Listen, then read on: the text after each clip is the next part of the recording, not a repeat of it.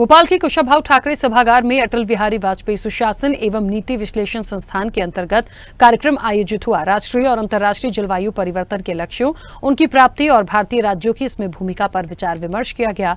मध्य प्रदेश ने जलवायु संरक्षण में महत्वपूर्ण भूमिका निभाई है। सम्मेलन और परामर्श उन व्यक्तियों और समुदायों को साझा मंच प्रदान करेगा जो जल संरक्षण, कृषि, वन और सामाजिक जागरूकता के क्षेत्र में महत्वपूर्ण योगदान दे रहे हैं। कार्यक्रम का उद्देश्य जलवायु परिवर्तन के लिए राष्ट्रीय स्तर पर निर्धारित योगदान और विकास के लक्ष्यों को हासिल करना है। मध्य प्रदेश की उपलब्धियों और सफलताओं को प्रस्तुत करना और राज्य सरकार और स्थानीय निकायों के लिए उन क्षेत्रों की पहचान करना जो वैश्विक जलवायु संतुलन के क्षेत्र में योगदान दे रहे हैं। UNFCCC COP29 जैसे अंतर्राष्ट्रीय मंच पर ऐसे संगठनों को ले जाने की तैयारी की जा रही है।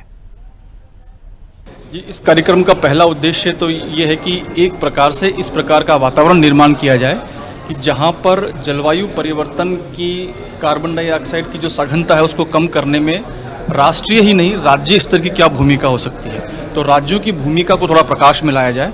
और दूसरी तरफ जो वैश्विक प्रक्रियाएं चल रही है जलवायु परिवर्तन पे, आप सभी जानते हैं अभी हाल ही में नवंबर 11 से 22 तारीख तक अजरबैजान की राजधानी बाकू में संयुक्त राष्ट्र संघ का एक वैश्विक सम्मेलन हो रहा है। पूरी दुनिया भर के लोग उसमें आते हैं। भारत से भी हमारे जो है माननीय पर्यावरण मंत्री है, उससे पहले जो है अन्य मंत्रीगण उसमें जाते रहे हैं। लेकिन इन सब विषयों पे जो सामाजिक विकास पे काम करने वाली संस्थाएं हैं उन तक उतनी जानकारी नहीं पहुंच पाती। तो इस कार्यक्रम के माध्यम से मध्य प्रदेश ने पहली बार किसी राज्य स्तर पे पहल की है कि प्री कॉप जो कॉन्फ्रेंस ऑफ पार्टीज है उस पे चर्चा राज्य में की जाए कि राज्य का क्या योगदान हो सकता है जलवायु परिवर्तन के समाधान की हो।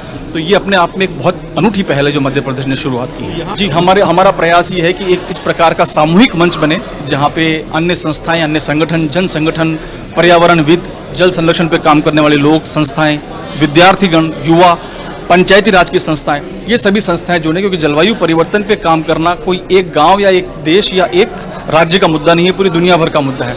इस पे सामूहिक सहभागिता से हम एक प्रकार से समाधान की ओर बढ़ सकते हैं।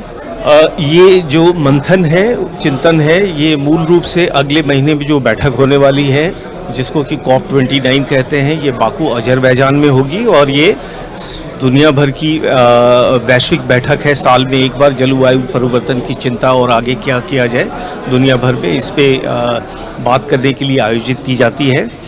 तो हम लोगों का यहाँ प्रयास है कि हम राज्य के स्तर पे भी जलवायु परिवर्तन के क्या काम हुए हैं उनको थोड़ा सा प्रचारित करें और लोगों में जागरूकता फैलाएं जलवायु परिवर्तन के प्रति, और भारत की सरकार ने जो प्रयास किए हैं उसको और कैसे राज्य सरकारें अपना योगदान देके मजबूत कर सकती है, इसके लिए बैठक की। मेन उद्देश्य ये है कि हम राज्य में किस तरह से जलवायु परिवर्तन में नई चीज़ों को ला सकें और ये कैसे हमारा नेशनल स्ट्रैटेजी जो है उसको फीड कर सके, ताकि ये जो COP में हमारे डेलीगेशन जाते हैं वो इन्फॉर्म्ड हों उससे। MP ने बहुत ही अच्छा काम किया है यहाँ पे फॉरेस्ट्री में। यहाँ का जो इंस्टीट्यूशंस हैं, थिंक टैंक्स हैं, ये लोगों ने स्टेट एक्शन प्लान बहुत टाइमली बनाया है, उसके ऊपर कार्यक्रम चल रहे हैं। तो ये एक अग्रणी भूमिका निभा रहे हैं।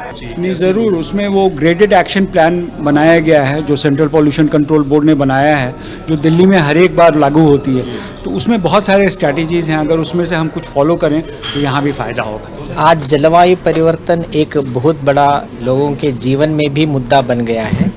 कुछ समय पहले लोग कहते थे कि क्लाइमेट रेफ्यूजीज़ हो जाएंगे, पर आज एक स्थिति ऐसी आ गई है कि क्लाइमेट रेफ्यूजीज़ हम अपने दृष्टिगत देख रहे हैं। बाढ़ आता है, लैंडस्लाइड होता है, सूखा पड़ता है, ये सब तो पहले भी होते थे, ऐसा नहीं है कि नहीं होता था। पर जो intensity of extreme weather events आज बहुत बढ़ गया है। जैसे क्लाउड बर्स्ट के बारे में हम एक ज़माने में कभी कभी सुनते थे, आज एक ही साल में बार बार इसके बारे में सुनते हैं। इसमें लोगों का जीवन नष्ट हो जाता है, हमारी संपत्ति नष्ट हो जाती है, इंफ्रास्ट्रक्चर पर भी नष्ट हो जा रहा है।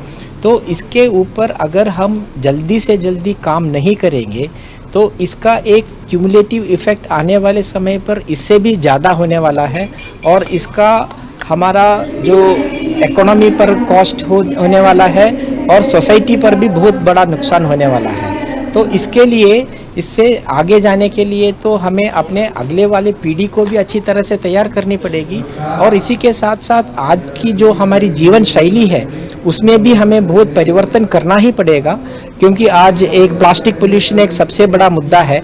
ये प्लास्टिक जाता है समुंदर में जाता है, वहाँ से मछली ये खाती पीती है, तो इसका माइक्रो प्लास्टिक्स, और वो फिर दोबारा हमारे भोजन में आता है और हमारे शरीर में भी माइक्रो प्लास्टिक्स आने का आज नौबत पड़ गया है।